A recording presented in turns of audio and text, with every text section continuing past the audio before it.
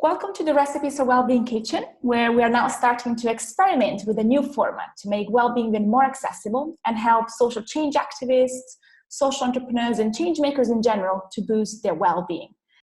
Today, I'm pleased to be joined by Winthrop Carty, whom I had the chance to meet during a retreat with the Wellbeing Project. And Winthrop was the head of the Mountain Foundation for the last 13 years.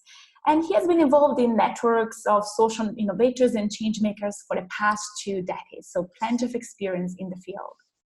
Thank you for joining me, Winthrop. It's really nice to reconnect. It's wonderful, Greta. Thank you very much. It's great to be here.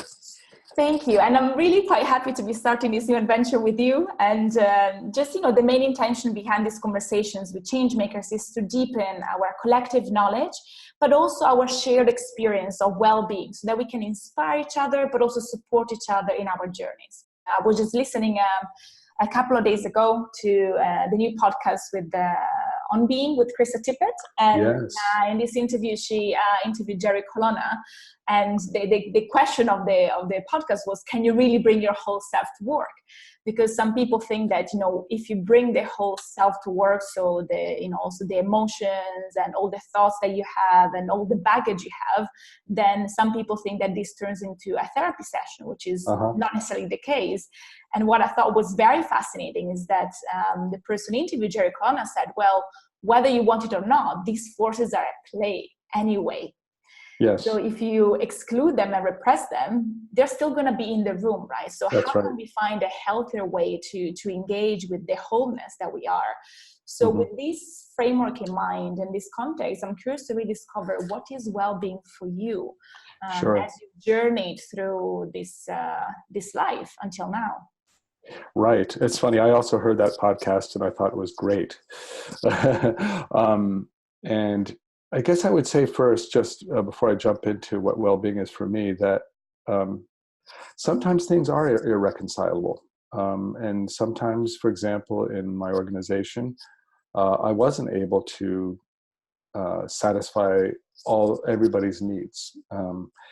It was simply impossible. They would be, one person wanted to go north and another wanted to go south, and we couldn't do both, or one group. And I think it was bringing as more authenticity and integrity and the whole being to the process, that at least people feel heard and acknowledged and know that it wasn't just a autocratic off-the-cuff decision. So I guess I just wanted to say that. And then for me, well-being to me, and I've been thinking about this in preparation for talking with you, I came down to one kind of simple term, which I'm calling positive fortitude. And so it's not just fortitude or resilience and strength, because yes, those are important, but like anything, including I think some of these practices, they could be purposed in ways that are not healthy or not positive.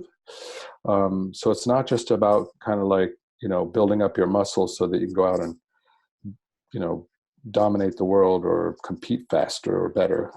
It's about bringing that whole self that is positive. So for me, it's kind of like a virtuous cycle of self-care and positive presence.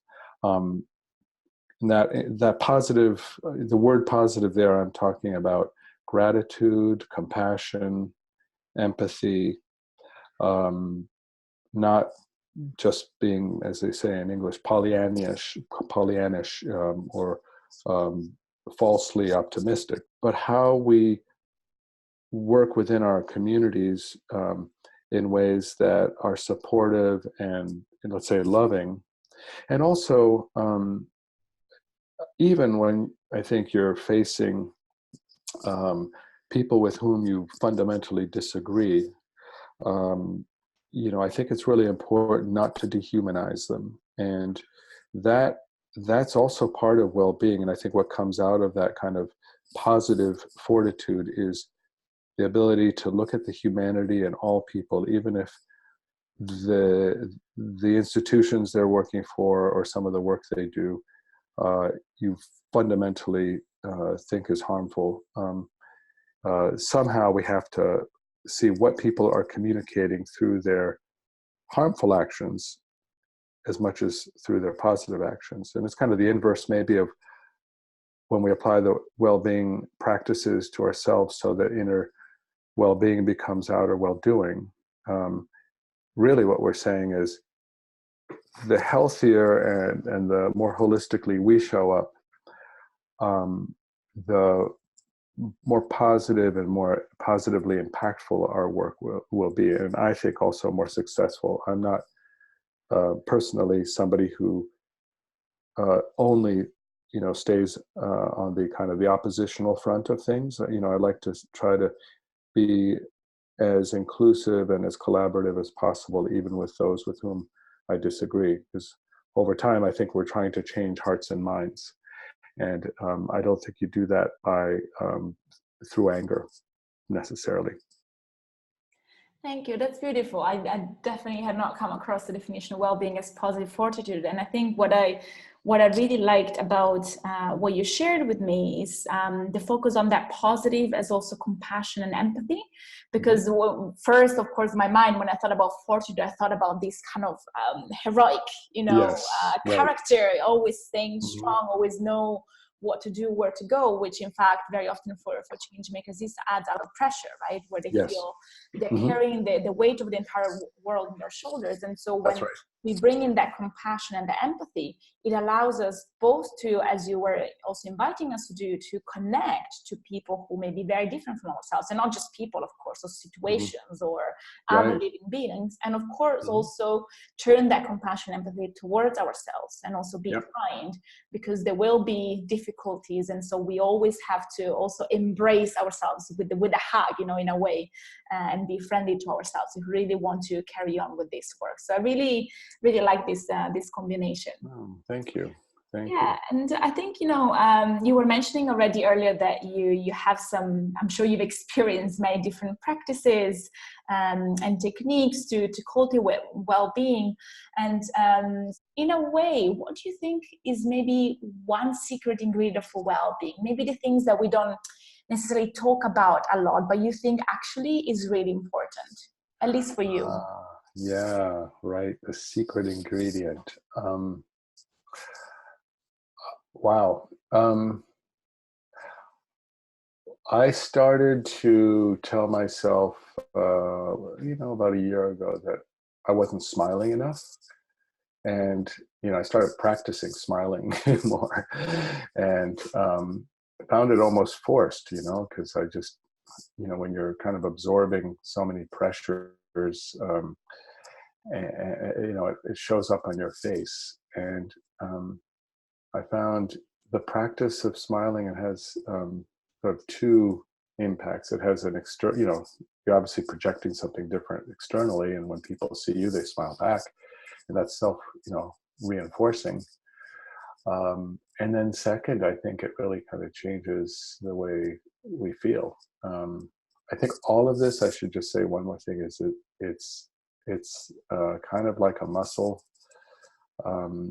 and it's both physical and a mental or emotional, and it's continual. So it's not something like you reach a point and you get your well-being degree and you have a diploma. It's really I can't imagine another day in the rest of my life that I won't be practicing well-being, because it correlates to just a better life, and a more, helps me carry out both my sort of social mission and also my mission as a person. For us, a lot of us, those are not segregated. They're very integrated. So, and, I could talk more about that if you have time. Absolutely. I think, we're already also seeing how you're really cultivating the appreciation and gratitude. You were mentioning, if I look back 3 years ago when I first started with mindfulness meditation, now I look where I am now, the huge step forward. So I think it's, you can see the progress you've made, the steps forward. And I think that's really important as well. Never to forget where we've come from, where we are, and of course also where we want to go, and knowing there are more and more steps, of course, in the future. And on my end, I've definitely been practicing the smiling as I've been talking to you. It's been really, really inspiring, and it always gives me a sense of relief as well, you know, that I'm not the only one wondering about these questions, struggling through things. And I think this is important for change makers to know that there are other people out there wondering the same and trying to really bring, you know, their gifts to the world, being of service to people and planet. And I think we can do this together. Yeah, you know, that's such an important point, because, you know, there's this criticism that it's this individualistic, self-centered practice, and I fundamentally disagree with that. I think what's been wonderful about it, you know, with the Wellbeing Project, is that it's been a collective, community building, shared practice that we're doing together with other people. And we are, you know, sharing and supporting and breaking down that kind of isolation by practicing well-being together. And it just shows that it certainly can be, and should be, in my opinion, a shared collective practice in order to be able to have more effective collective impact in the world. That simple. That's it. And this is also our intention behind this, to really co-create this well-being path together and support each other. Yeah. So I think we're coming to the end of our conversation. So I would really like to thank you for your openness, for sharing your wisdom, your expertise, and just really engaging with me on this you know, wonderings about life and well-being and change making. It's been really, really insightful for me, and I really hope that, you know, you can continue being of service to the world, but also continue to cultivate gratitude towards yourself and be compassionate and kind to yourself, because it's also important to acknowledge our gifts and our beauty in the world. Thank you so much, Greta. It's been a joy talking with you, as always. Thank you. Goodbye. Bye-bye.